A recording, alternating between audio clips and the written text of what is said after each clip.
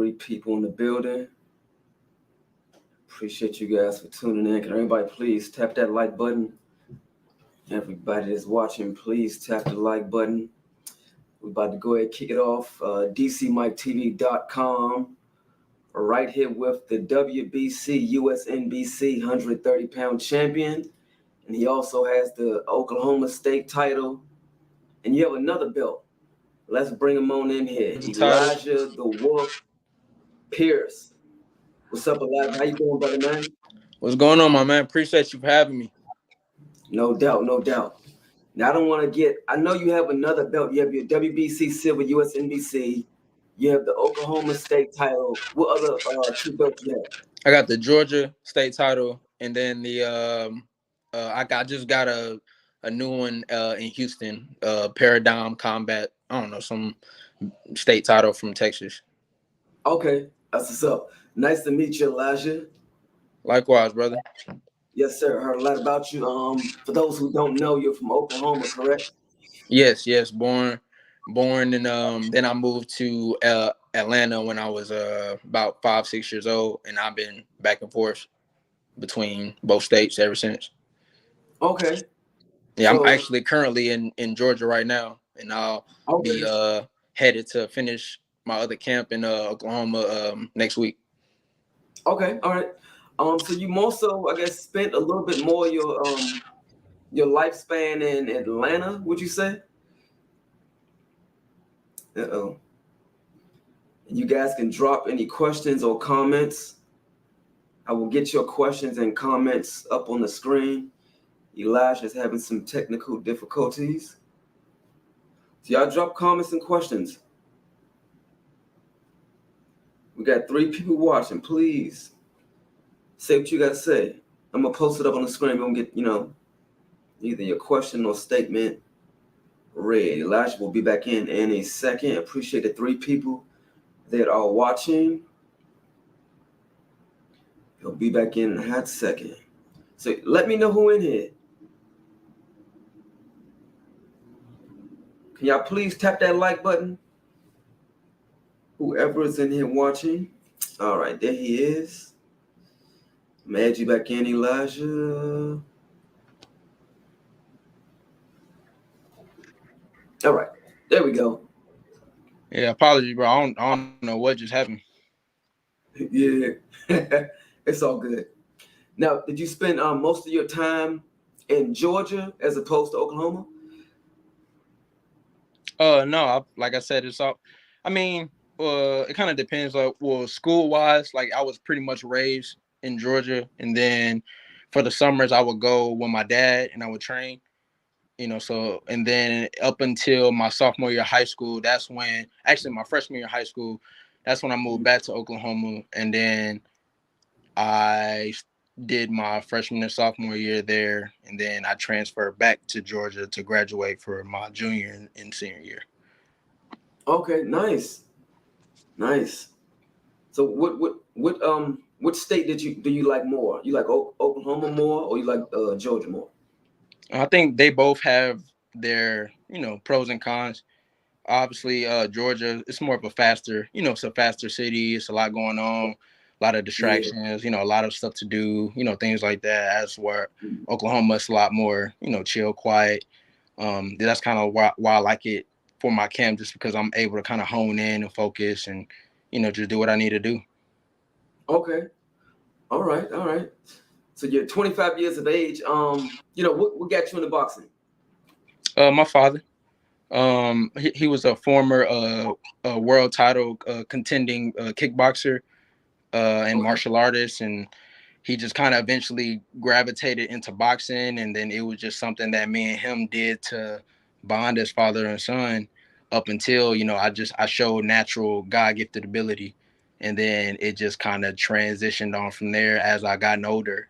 Every year when I would come back the following summer, I always retained the information. So, and I just kept getting better and better and better. So then when it got to my, I believe my sophomore year, he asked me, because I was actually a really good basketball player. I was really good, but, I'm not very tall. I'm about 5'8", and I couldn't jump very high. So you know, he just realistically told me, you know, I feel like boxing would be more conducive to you. You know, I'm not going to be very tall. I don't jump high, and you know, boxing is better because it's a one man sport, and you know, you control the outcome more so. So I thought about it, and it made perfect sense to me. So I chose boxing and been going at it ever since. Right. It seems though a lot of fighters, played other sports before they got into boxing, whether it be like you just said, basketball, football, and they were, pretty good at it as well. Do you like the individual sport as opposed, as far as, having not to depend on anyone else but yourself, or would you rather have a team? Oh no, I love relying on myself just because I've always been a natural born entertainer. Like that's more Mm. so where I look to thrive in the future. Like I want to be known as an entertainer. I don't want to be singularly known as one particular thing because I'm a man of many talents. I can dance, I rap, sing, you know, I Mm. box, I flip, tumble, I do a lot of things. But, you know, first and foremost, boxing, it will be my driving force to, you know, provide a life for my family and, you know, and for my legacy. Mm. You're also a family man. You have a daughter, correct? Yes, I actually, I have, yes, my daughter, she's 5, going on 6. And Mm. I also have a stepdaughter as well. Right. She's 4. And yeah, I mean, it's beautiful, man. Yeah. Love kids. I've always been a really family oriented guy.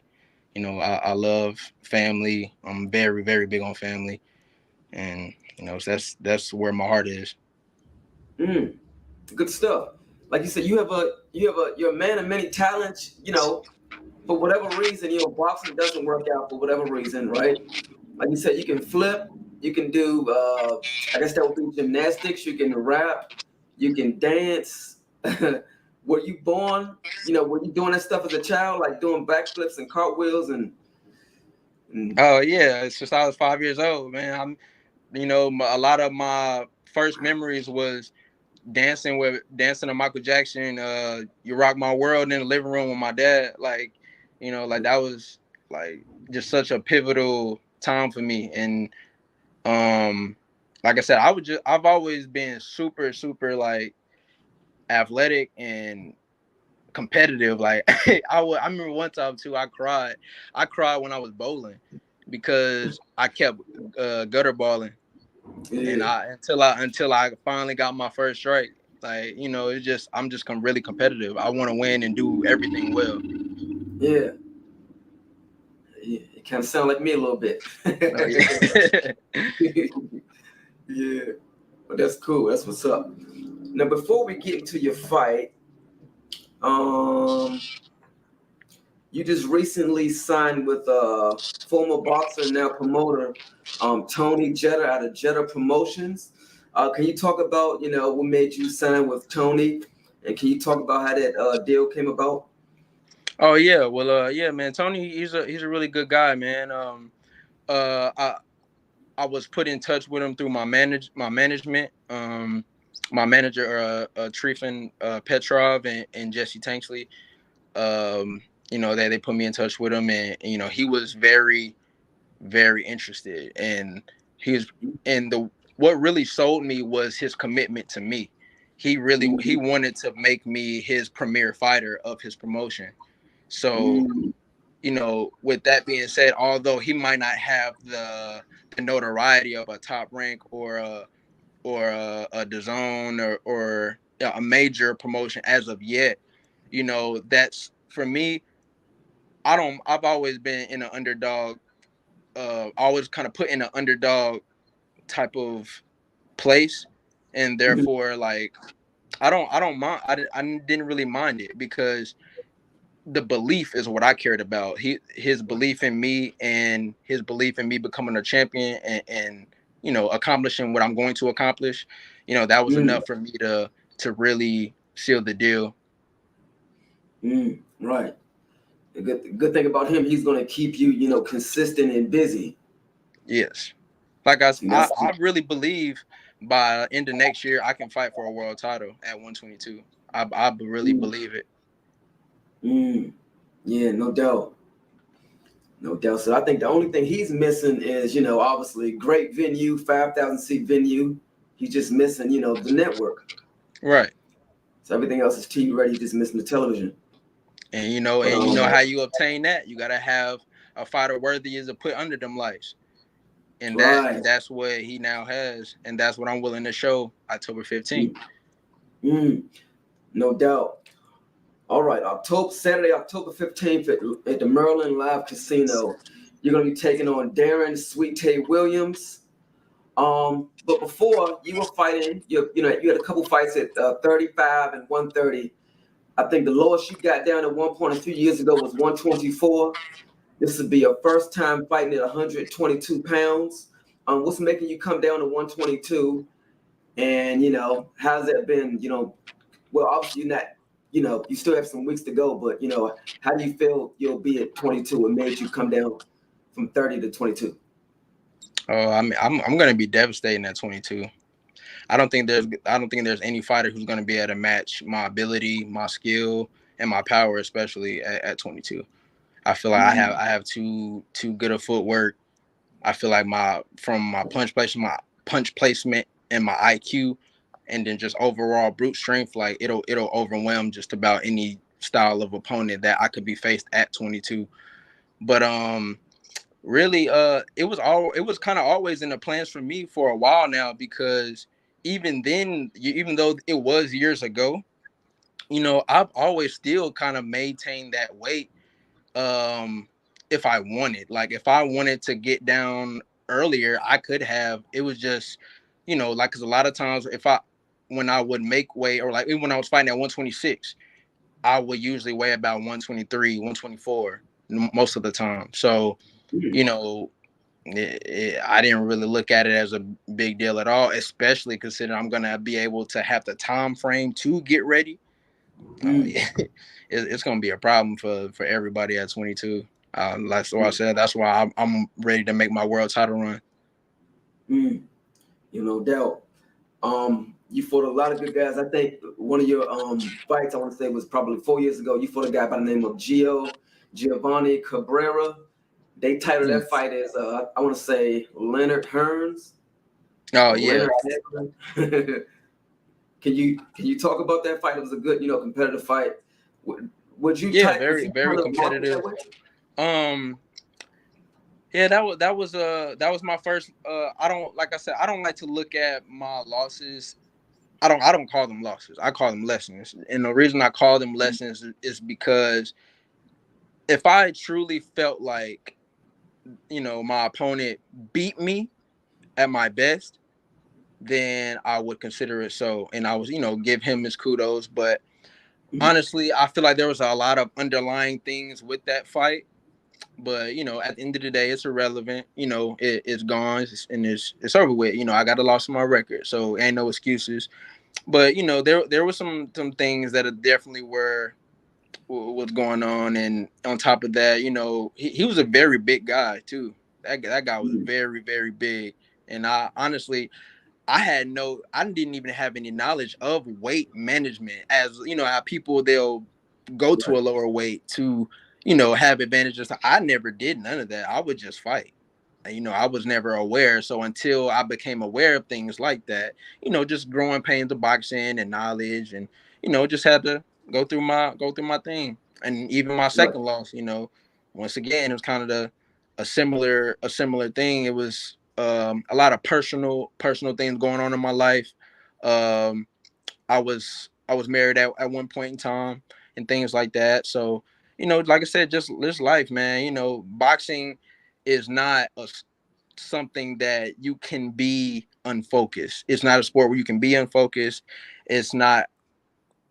There's just no room for distraction. There's no room for anything besides boxing, and that's just the crucial nature of the sport. Yeah.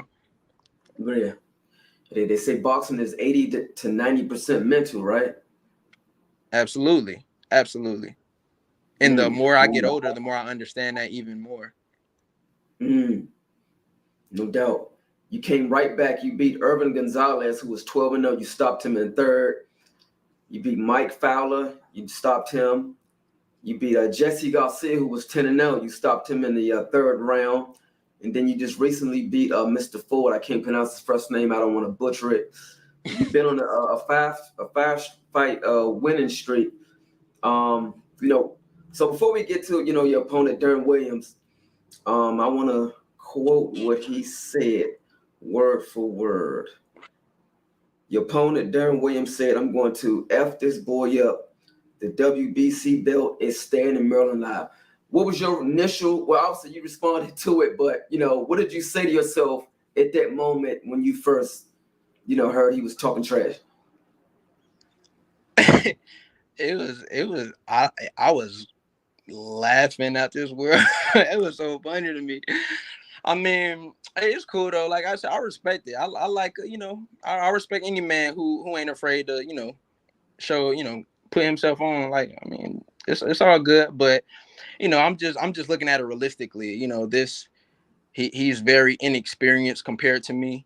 He has faced nobody like me before at all, and from style to power to everything else. I mean, he's just very unmatched. And to think that he would kind of put himself like to me, because I kind of sometimes, depending on how I feel, I'll give the opponent a chance to kind of create the vibe themselves. So since he brought that energy at the gate, now I gotta double that shit. So now that's why I told him, like, dude, you small, bro. You miniature. I'm about to fuck you up. Like you talking out your neck.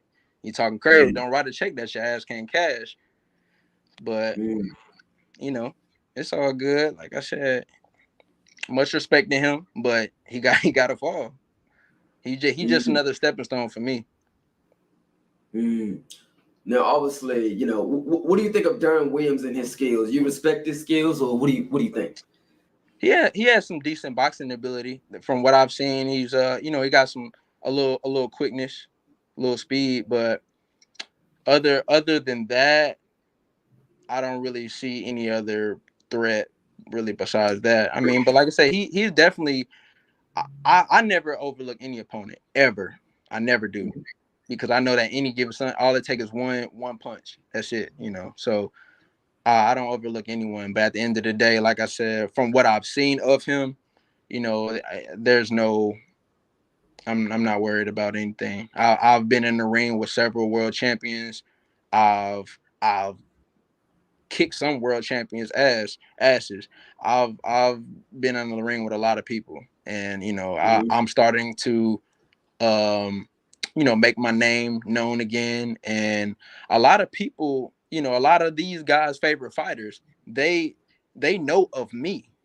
They know my name, whether they may say it public or know me public and anything like that.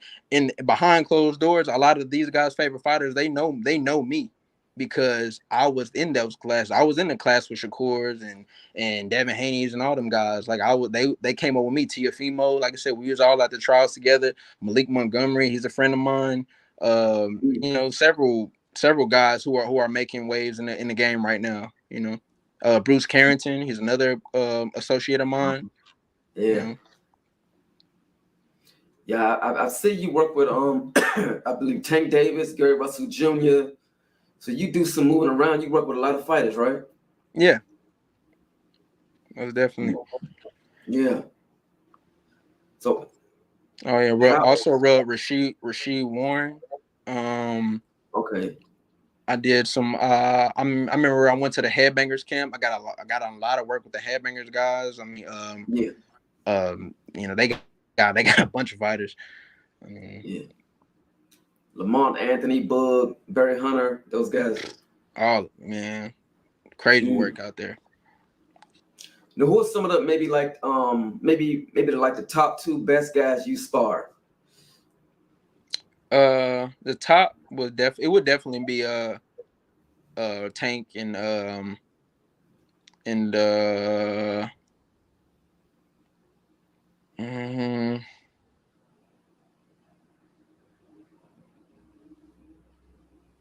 it'd probably be, I don't know. I'd probably say Tank. It'd be Tank. Okay.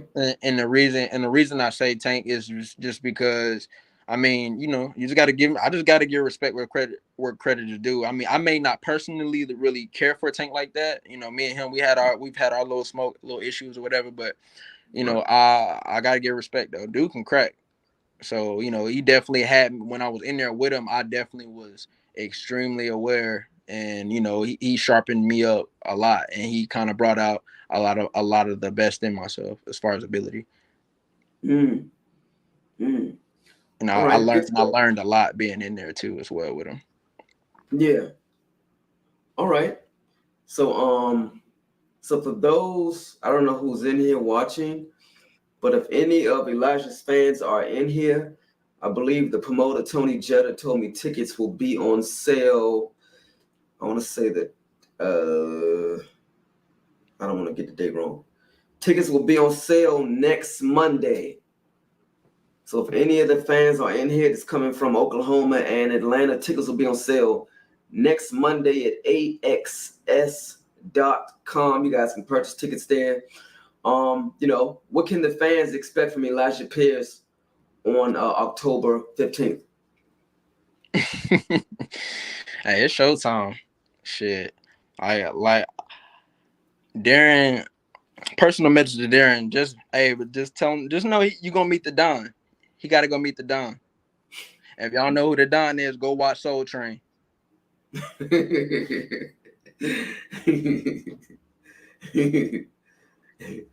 That's what Okay. I plan to deliver. Flash, flamboyance, excitement, mm, just grit.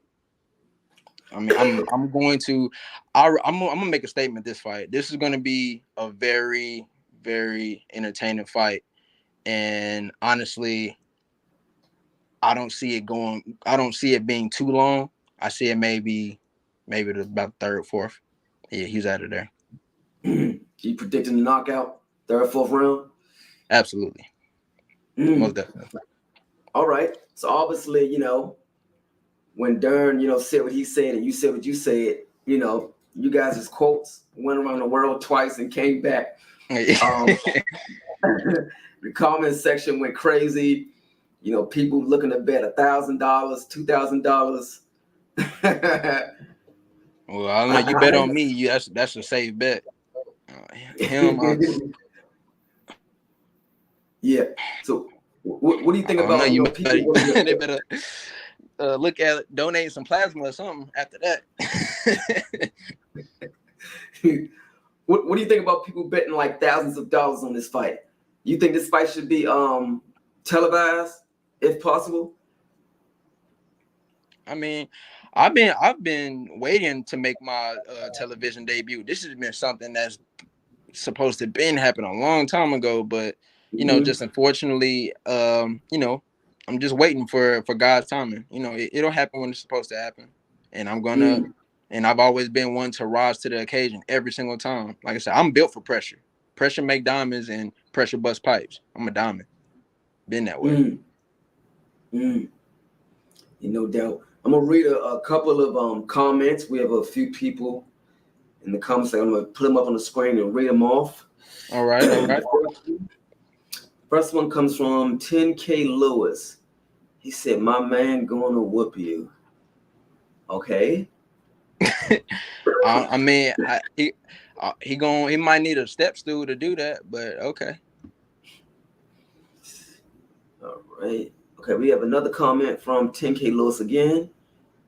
Oh, that sound good, but my brother gonna whoop you.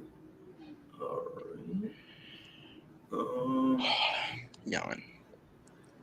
okay, 10K Lewis again. I'm back, my man. F me, but as I was saying, my brother going wash you. All right. Okay, just for that, because he commented 3 times, make a wager with somebody. Because I don't bet, but make a wager with somebody and try your hand, see what happens. If you're that confident he gonna watch me, put it up. Okay. 10K Lewis again. You ain't seen nothing yet. All right. Hold on. We got 5 people in here. You got. Can everybody please tap the like button and drop a question or comment? I know y'all watch. Y'all don't have a question or comment for Elijah?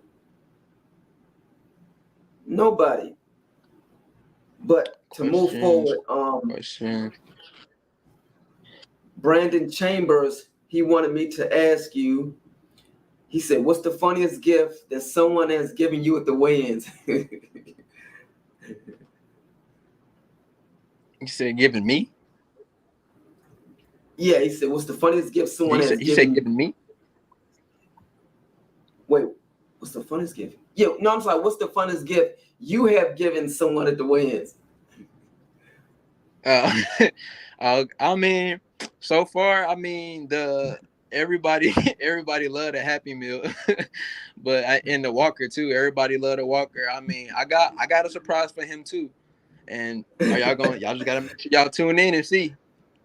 The weigh-in is going to be open to the public, so everybody, you guys can come on out. It's open.